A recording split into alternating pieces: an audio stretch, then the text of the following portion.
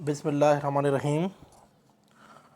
آج ہم دوسرا پارٹ کریں گے چیپٹر 12 کا، جو عبدالستار کا جو کتاب ہے اس کا دوسرا جو پارٹ ہے وہ ہم کریں گے۔ پہلے پارٹ میں ہم یہ ڈسکشن کر رہے، اس چیپٹر کا نام ہے Pakistan's nuclearization program and its relation with United States of America. تو پہلا جو لیکچر تھا ہمارا، لیکچر نمبر 8 جو تھا، اس میں ہم یہ ڈسکس کر چکے تھے کہ پاکستان کے لیے یہ ضروری کیوں تھا کہ وہ نیوکلیر پاور اڈاپٹ کرے۔ کنونشنل وارفیئر میں 1971 کا جو ڈیزاسٹر ہو چکا تھا اس کے نتائج ہم نے دیکھے تھے، اور پاکستان کے پاس کنونشنل یا ٹریڈیشنل وارفیئر میں اتنی طاقت نہیں تھی، سکت نہیں تھی کہ وہ انڈیا کے تھریٹ کو نیوٹرلائز کر سکے یا انڈیا کو کنفرنٹ کر سکے۔ اور دوسرا جو ریزن ہم نے یہ دیکھا کہ اس طریقے سے ہم یہ بھی دیکھیں گے کہ ہمارا امریکہ کے ساتھ تعلق کس طریقے سے بحال ہو رہا ہے، ریلیشن شپ کس طریقے سے ایوالو ہو رہا ہے۔ وہاں پر NPT non proliferation treaty sign کرنے کا پریشر موجود تھا۔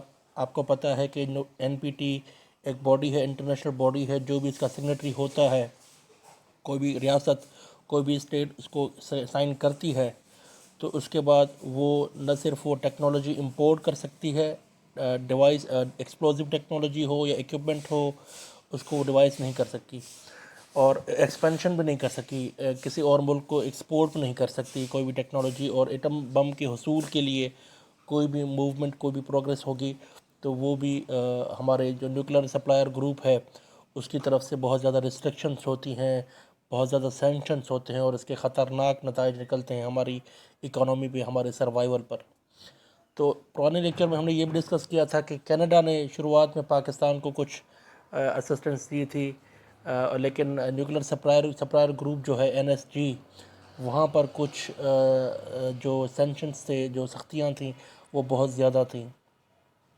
اچھا، اب آپ کو یہ کرنا ہے کہ آپ نے جو پریزیڈنٹس ہیں آپ کے امریکہ کے، مختلف پریزیڈنٹس وقت کے ساتھ ساتھ آتے رہیں گے، تو میں آپ کو بتا دوں کہ کون کون سے پریزیڈنٹ ہوں گے ہمارے اس وقت میں، جو کیونکہ جو ہمارے ریلیشنز ہیں، جس طریقے سے ریلیشنز ہمارے ایوالو ہو رہے ہیں، اس طریقے سے امریکہ میں جو ایڈمنسٹریشن ہے وہ بھی تبدیل ہو رہی ہے۔ تو 1973 سے 1974 تک جو پریزیڈنٹ تھے رچرڈ نکسن تھے، اور وائس پریزیڈنٹ جو تھے وہ جنرل فورڈ تھے، گریلڈ آر فورڈ، یہ وائس پریزیڈنٹ تھے۔ تو جب بھی ہم یہ ڈسکس کریں گے کہ نکسن ایڈمنسٹریشن نے کیا کیا یا فورڈ ایڈمنسٹریشن نے کیا کیا، تو اس کے پیچھے آپ سمجھ جائیے گا کہ یہ انیشیٹو جو ہے پریزیڈنٹ کا ہے یا وائس پریزیڈنٹ کا ہے۔ 1974 سے 1977 تک فورڈ جو ہیں، Gerald R Ford, he became the president of United States, اور نیلسن راکفیلر وہ جو ہیں وائس پریزیڈنٹ بنے۔ 1977 سے 1981 تک جمی کارٹر ایڈمنسٹریشن کا تبصرہ آئے گا، تو آپ سمجھ جائیے گا کہ پہلے نکسن تھا، نکسن کے بعد فورڈ تھا، فورڈ کے بعد جو تھا کارٹر تھا پریزیڈنٹ، اور والٹر ایف منڈیل وہ جو تھے وائس پریزیڈنٹ تھے 1977 سے 1981 تک، اور 1981 سے 1989 تک رونلڈ ریگن تھے پریزیڈنٹ امریکہ کے، اور جارج بش سینئر جو ہے، دو بش تھے، ایک جارج جونیئر تھے، ایک جارج سینئر تھے۔ تو جارج بش جو تھے وہ وائس پریزیڈنٹ تھے فرام 1981 ٹو 1989۔ تو یہ آپ اپنی ٹائم لائن جو ہے یہ فالو کرتے آئیے گا، اور یہاں پر پاکستان میں بھی کس طریقے سے حکومتیں چینج ہو رہی ہیں۔ پہلے ایوب خان تھے، ایوب خان کے بعد ذوالفقار علی بھٹو آئے، ذوالفقار علی بھٹو کے بعد جنرل ضیاء آئے، اور پاکستان کے اندرونی حالات کس طریقے سے ایوالو ہو رہے ہیں، اس کے نتائج کیا نکل رہے ہیں، یہ بھی ہم ڈسکس کریں گے۔ تو اب آئیے ہم بڑھتے ہیں آج کے لیکچر کی طرف۔ In November 1972, Pakistan withdrew from SEATO, but now it's keen to maintain a good relations with US, did not withdrew from CENTO۔ آپ جانتے ہیں کہ ہم نے جب 9th چیپٹر پڑھا تھا تو اس میں یہ کہا تھا کہ سیٹو اور سینٹو جو ہیں وہ اس لیے بنائے گئے تھے تاکہ کمیونزم کو کرٹیل کیا جائے، سوشلزم کو کرٹیل کیا جائے، اور کیپٹلزم کو بڑھاوا دیا جائے۔ تو پاکستان نے وہ بلاک جوائن کیے تھے، لیکن 1972 نومبر میں پاکستان نے سیٹو سے جو ہے ہاتھ نکال لیا، اور سینٹو پر اس نے کہا کہ ہم اس میں رہیں گے۔ تو United States still valued which was, سینٹو میں ان کی موجودگی جو تھی It was valued by Washington in the context of its policy in the Middle East. Middle east पे जो पॉलिसी है उसमें पाकिस्तान का सेंटो में जो शराकत दारी है, जो मौजूदगी है, उसमें अमेरिका जो था इस बात को अहमियत देता था कि पाकिस्तान सेंटो में बरकरार रहे ताकि इंगेज करने के मौके मिले, हम उनके साथ कम्युनिकेशन के रास्ते खुलें। फ़ॉरेन पॉलिसी में जो चैनल्स होते हैं, डिप्लोमेसी 1 ट्रैक 2, ये बरकरार रहें और कोई ना कोई तीसरा या चौथा मुल्क हमेशा रास्ते में एक ब्रिज का हैसियत जो है किरदार अदा करे।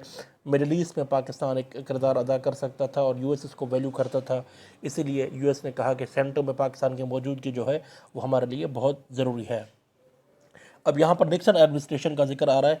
Nixon administration continue to manifest understanding of Pakistan economic and security problems. Nixon ने कहा कि आपके जो सिक्योरिटी के मसाइल हैं और माशी मसाइल जो हैं, इसको हम एक कदर की निगाह से देखते हैं, इसको हम समझते हैं और उसकी तरफ हम आपकी सिंपैथीज़ आपके साथ हैं, सपोर्ट आपके साथ हैं। इन मार्च 1973 it authorized one-time exception for delivery of 300 armed personal carriers Pakistan purchased 3 years earlier। Pakistan ने 3 साल पहले जो परचेज़ के लिए ऑर्डर दिया था, 300 आर्म पर्सनल कैरियर्स हैं। अब 300 आर्म पर्सनल कैरियर्स की आप सर्च करेंगे कि ये इसको डिफेंस एनालिसिस को कैसे देखते हैं, क्या ये टैंक्स हैं, क्या ये मिसाइल्स हैं, क्या ये लड़ाकू जहाज़ हैं, या आर्म पर्सनल कैरियर्स जो हैं ये पाकिस्तान ने ख़रीद किए थे यूएस से। और ये जो थी वन टाइम एक्सेप्शन थी कि ये हर बार नहीं मिलेगा, लेकिन एक बार गुंजाइश निकाली थी निक्सन ने और पाकिस्तान को ये जो था फ़ायदा दिया था। Prime Minister Bhutto was invited to US in 1973 and he said the independence and the integrity of Pakistan is the cornerstone of American foreign policy। Zulfikar Ali Bhutto ने सितंबर 1973 में अमेरिका का दौरा किया, प्राइम मिनिस्टर थे, और उन्होंने कहा कि पाकिस्तान की जो आज़ादी है और पाकिस्तान की जो ख़ुद मुख्तियारी है, ये जो है एक अमेरिकन फ़ॉरेन पॉलिसी का एक गोल था। वो क्यों कहा था, उसके पीछे क्या वजह थी, उसका एक हिस्टोरिकल बैकग्राउंड है। जब पाकिस्तान मौजूद था ईस्ट इंडिया कंपनी की हुकूमत में, जब ब्रिटिश कॉलोनिज़म में मौजूद था, तो अमेरिका के सपोर्ट की तरफ से ये एक वर्जन आया था कि हिंदू और मुसलमान रियासतें अलग तकसीम की जाएं। और वहाँ पर मुझे उस प्रेसिडेंट का नाम याद नहीं आ रहा जो यूएस के प्रेसिडेंट थे, उन्होंने ये एडवाइस दी थी यूके को कि ये आप करें। तो US also resume economic assistance providing 24 million for wheat. America ने हमारी माशी जो असिस्टेंस है, जो इकोनॉमिक असिस्टेंस है, वो कंटिन्यू की। $24 मिलियन हमारे गंदम के लिए दिए गए, वीट के लिए।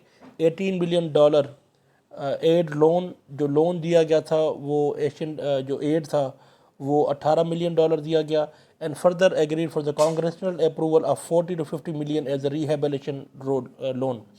और एक और लोन जो था, कांग्रेशनल अप्रूवल होता है, कुछ लोन्स ऐसे होते हैं जो वाइट हाउस में कांग्रेस जो है वो अप्रूव करती है कि किस मुल्क को देने हैं। तो इसीलिए अमेरिका ने ये भी कहा था कि हम आपको 40 से 50 मिलियन एक रिहेबिलिटेशन लोन देंगे। 18 मिलियन जो है वो एड दिया गया और 24 मिलियन जो है वो गंदम के लिए दिया गया। और ये सब कर रहा था निक्सन के एडमिनिस्ट्रेशन में। ये ज़ुल्फ़िकार अली भुट्टो के विज़िट के बाद ये आपको नताइज निकलना शुरू हुए। द फोर्ड एडमिनिस्ट्रेशन, अब फोर्ड जो थे पहले ये वाइस प्रेसिडेंट थे निक्सन के साथ, उसकी बात हो रही है। The Ford administration lifted embargo on arm sales to Pakistan and allowed purchase of arms and spare parts of $160 million. $160 million का असला पाकिस्तान को दिया गया फोर्ड एडमिनिस्ट्रेशन के प्रोजेक्ट में, जो उनका इनिशिएटिव था उन्होंने दिए। इंडिया प्रोटेस्टेड, इंडिया ने एहतजाज किया, इंडिया ने बायकॉट किया। इंडिया ने कहा कि आप पाकिस्तान को फ़ायदा दे रहे हैं। Although it receive $1.2 billion in arms from Soviet union from 1964 to 1973। हमें कितना मिला? 160 मिलियन। 160 मतलब 1,60,00,000। और इंडिया को कितना मिला था? 1.2 बिलियन, 1,20,00,00,000 की जो फाइनेंशियल सपोर्ट आई थी सोवियत यूनियन की तरफ से इंडिया को 1964 से लेकर 1973 तक। 1964 to 1973, 9 सालों के अरसे में इंडिया को ये सपोर्ट मिली थी। उसके बावजूद पाकिस्तान को अगर थोड़ा सा भी पैसा मिलता, थोड़ा सा भी असला मिलता, उस पर इंडिया जो था वो बायकॉट करता था।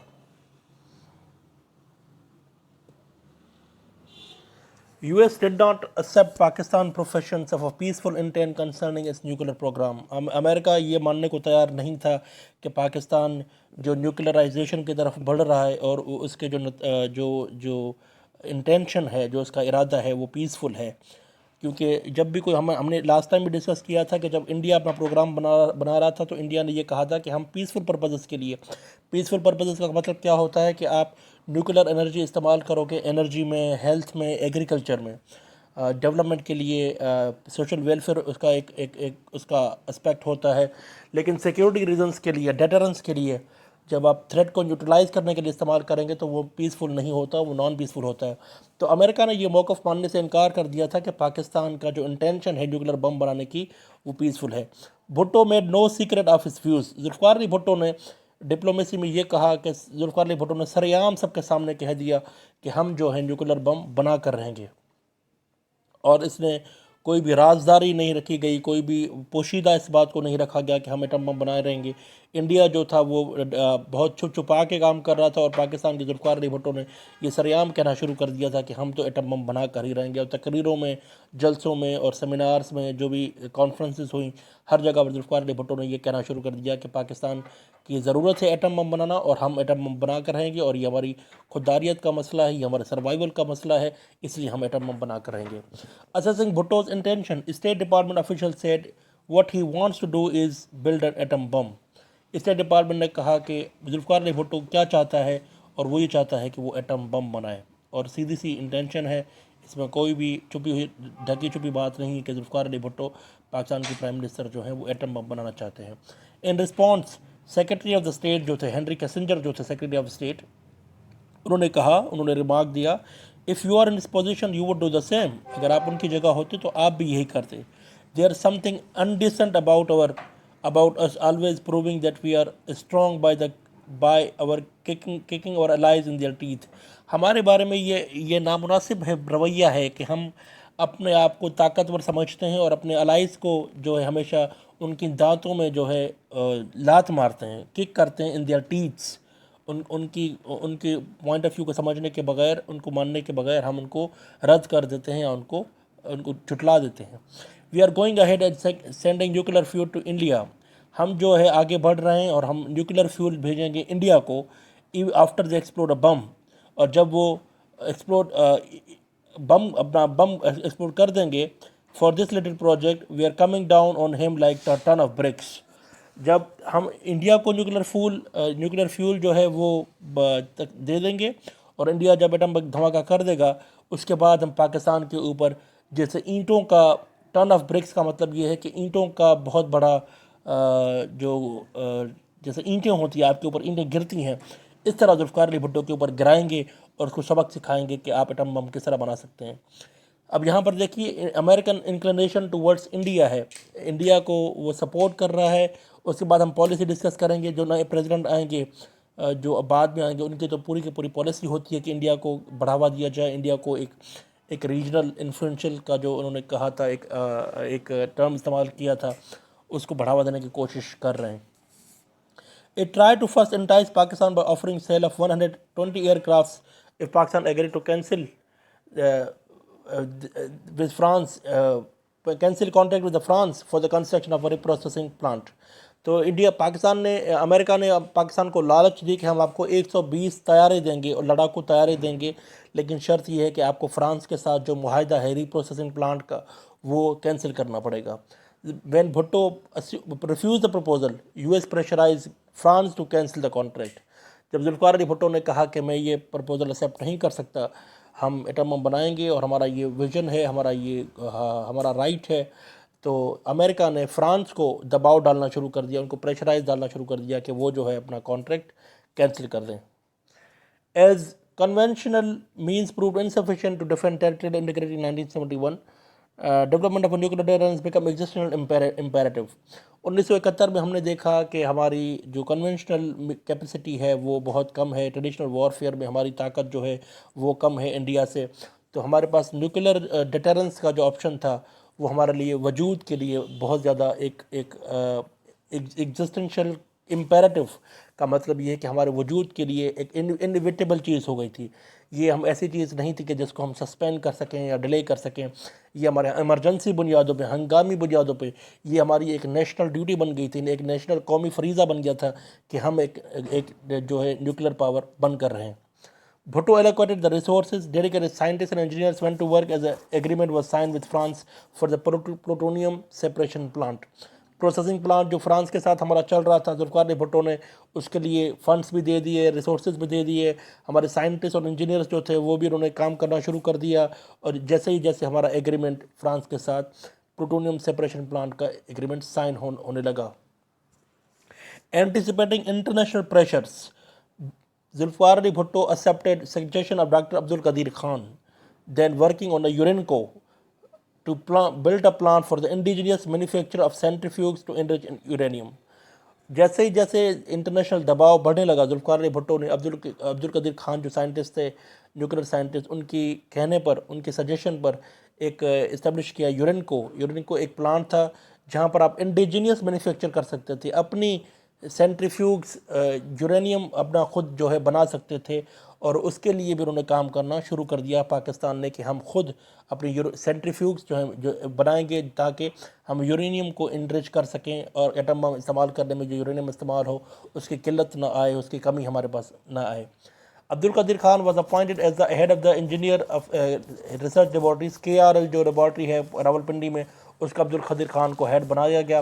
AQ Khan and his team has to face problems created by the nuclear supplier groups which even banned the export of a non-nuclear component. KRL was built in record time. جو nuclear supplier group تھا، international group جو ہے جو equipment دیتا ہے یا resources دیتا ہے ایٹم بم کے لیے، انہوں نے جو ہے نان نیوکلیر کمپوننٹ کے جو کمپوننٹس تھے، جو اکوپمنٹس تھے، وہ بھی بیچنے سے انکار کر دیا. لیکن KRL جو ایک انسٹیٹیوٹ جو ادارہ بنا گیا ہمارا، وہ بہت کم ٹائم میں بنایا گیا، بہت تھوڑے ٹائم میں بنایا گیا اور ریکارڈ ٹائم میں وہ تشکیل پا گیا اور اس کو ہمارا ایک ادارہ بن گیا. In 1981 it had achieved the capability to produce a weapon grade material. 1981 میں KRL جو ہمارا جو ادارہ بنایا تھا ذوالفقار علی بھٹو نے عبد القدیر خان کی سربراہی میں، اس نے کیپیبلٹی، اس میں یہ صلاحیت آ گئی تھی کہ ویپن گریڈ مٹیریل جو جیسے بنانے کے قابل وہ ہو گیا تھا. کہ اپنی ویپن گریڈ مٹیریل کا مطلب کیا ہے کہ اپنے اسلحات اور اپنے اسلحہ جو اپنے ہتھیار جو ہے، ایسے ہتھیار جو ایٹم بم میں استعمال کرنے کی ضرورت پڑے گی، جو چھوٹے موٹے جو ہتھیار ہیں جو شروعات ہو گئی تھی وہ بننا شروع ہو گئے تھے KRL میں. Meanwhile Pakistan atomic energy council PAEC's team included Dr. Ashfaq Ahmed and Dr. Samar Mubarak developed designs for the explosive devices. Explosive devices, ہمیں تو پروسیسنگ پلانٹ بھی چاہیے تھا اور ایکسپلوسیو ڈیوائسز کے لیے ڈیزائنز بھی چاہیے تھیں، جو کہ ان دونوں نے ڈاکٹر اشفاق احمد اور ڈاکٹر سمرقند نے بنانا شروع کر دی تھیں. ٹنلز بنانے، انڈر گراؤنڈ ٹنلز بنانا شروع کر دیے. اور مانیٹرنگ اکوپمنٹ فار ٹیسٹ، اور جو اکوپمنٹ تھے ان کو ٹیسٹ کے لیے ٹیسٹ کیا کہ یہ چلیں گے یا نہیں چلیں گے، ان میں صلاحیت کتنی ہے. Several cold test validated the design, جتنی بھی ٹیسٹیں ہوئیں، ہمارے جتنے بھی ایکسپیریمنٹس ہوئے، انہوں نے اس ڈیزائنس کو اپروو کیا کہ یہ جو ڈیزائنس ہیں ایکسپلوسیو ڈیوائسز کے لیے جو انہوں نے ماڈلز تیار کی ہیں وہ بالکل کام کر سکتے ہیں. A timely agreement with China provided the continued supply of nuclear power plants before Beijing acceded to the Non-Proliferation Treaty in 1998.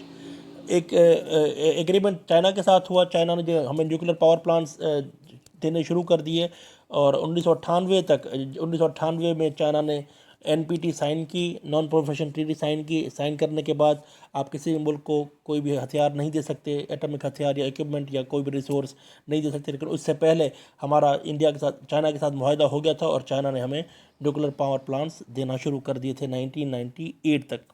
In 2008 اسلام آباد on the pressure of US failed to oppose IAEA approval for the US-India agreement to the nuclear supplier group. 2008 میں اسلام آباد جو ہے وہ pressure نہیں کر پایا امریکہ کو، اور IAEA جو انٹرنیشنل ایجنسی ہے ایٹمک انرجی کی، اس کو اپوز نہیں کر پایا. US اور انڈیا کا ایگریمنٹ جو ہوا تھا نیوکلیر سپلائر گروپ کے بیچ میں، the exception of the NST ban on transfer of nuclear technology for a country not part of the NPT manifestly discriminated against Pakistan. India بھی NPT کا signatory नहीं था, पाकिस्तान भी NPT का सिग्नेटरी नहीं था, लेकिन न्यूक्लियर सप्लायर ग्रुप के साथ जो एग्रीमेंट हुआ अमेरिका और हिंदुस्तान का, उसमें उन्होंने डिस्क्रिमिनेशन की पाकिस्तान के साथ कि आप जो NPT साइन नहीं करेगा उसको NSC से कोई भी ट्रांसफ़र ऑफ न्यूक्लियर टेक्नोलॉजी नहीं होगी, लेकिन इंडिया को जो ट्रांसफ़र ऑफ न्यूक्लियर टेक्नोलॉजी जो है वो होने लगी, हालांकि वो भी NPT का सिग्नेटरी नहीं था, और ये जो थी डिस्क्रिमिनेशन थी पाकिस्तान के खिलाफ। US enacted legislation in 1977 and 1978 known as Symington and Glenn Amendments. ये एक कानून साजी की गई थी वाशिंगटन में, वाइट हाउस में, वाशिंगटन में जो लेजिस्लेशन हुई 1977 और 1978 के बीच में, इसको कहा जाता है सिमिंगटन and the Glenn amendments to the foreign assistance act, which provided denial of the economic aid and imposition of other sanctions and penalties against the country non-party to the NPT that imported equipment or technology or the production of plutonium and enriched uranium. एक ऐसी country जो non proliferation treaty पर signatory नहीं करती और उसके ऊपर जो है सैंक्शंस लगाई जाएंगी, पाबंदियाँ लगाई जाएंगी, उसके ऊपर जुर्माना किया जाएगा, और जो इंपोर्ट कर रही है इक्विपमेंट या technology for the production of plutonium या इनरिच यूरेनियम के लिए, उनके ऊपर जो है सख्त किस्म की जो है सैंक्शंस लगाए जाएंगे इस कानून के तहत। जैसे आज हम देखते हैं अमेरिका ईरान के ऊपर जो पाबंदियाँ लगाता है, वो इसी कानून के तहत अमेरिका लगाता है किसी भी मुल्क के ऊपर जो अपना एटॉमिक पावर के हसूल के लिए जद्दोजहद करते हैं, स्ट्रगल करते हैं, उनके ऊपर माशी पाबंदियाँ लग जाती हैं किसी मुल्क के ऊपर। The law in practice singled out Pakistan. It has a built-in loophole to exempt India and Israel from the purview.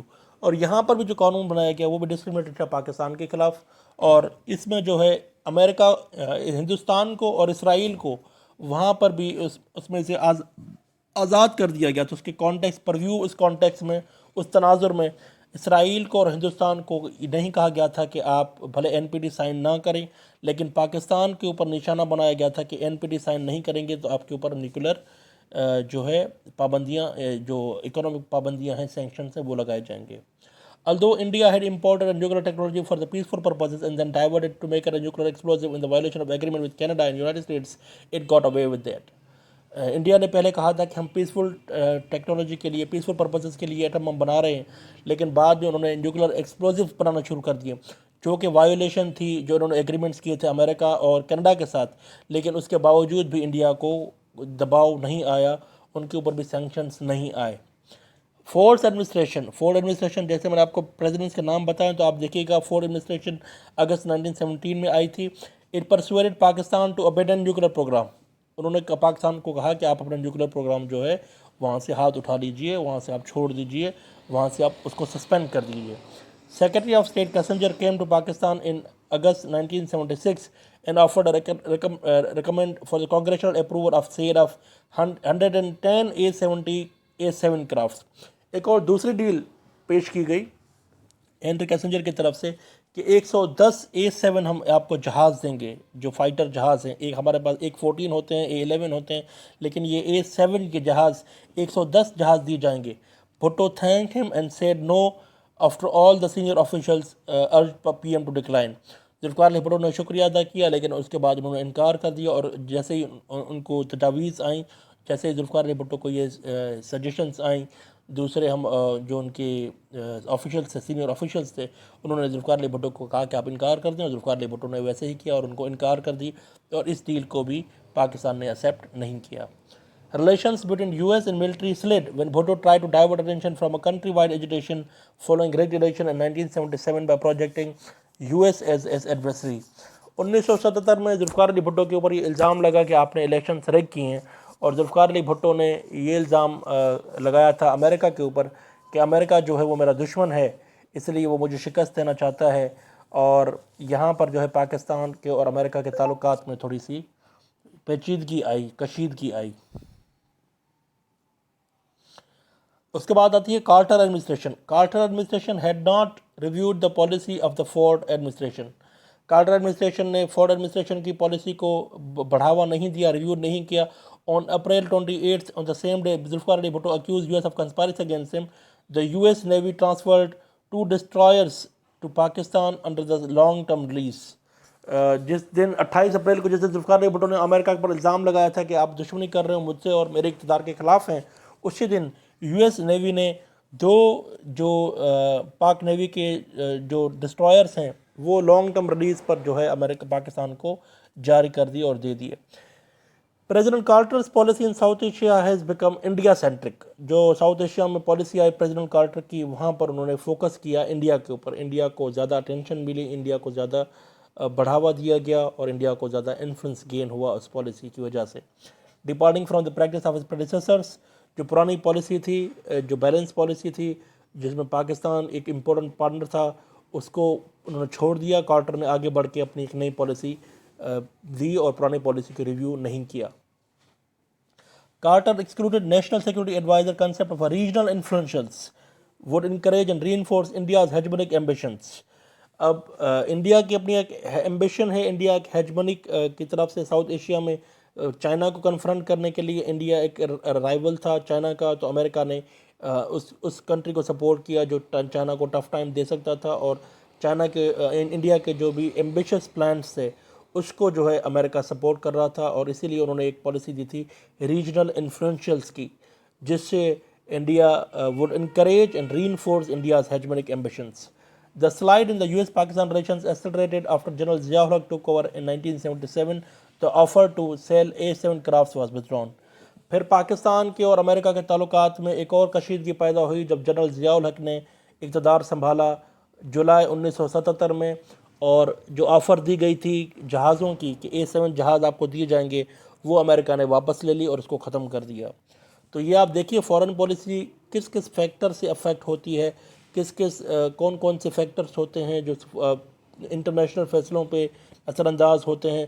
Zulfiqar Ali Bhutto کے اوپر الیکشن کا ریگنگ کا الزام لگا تو ذوالفقار علی بھٹو نے امریکہ کے اوپر الزام لگا دیا کہ آپ میرے خلاف ہیں، اس سے بھی پاکستان امریکہ کے تعلقات خراب ہوئے۔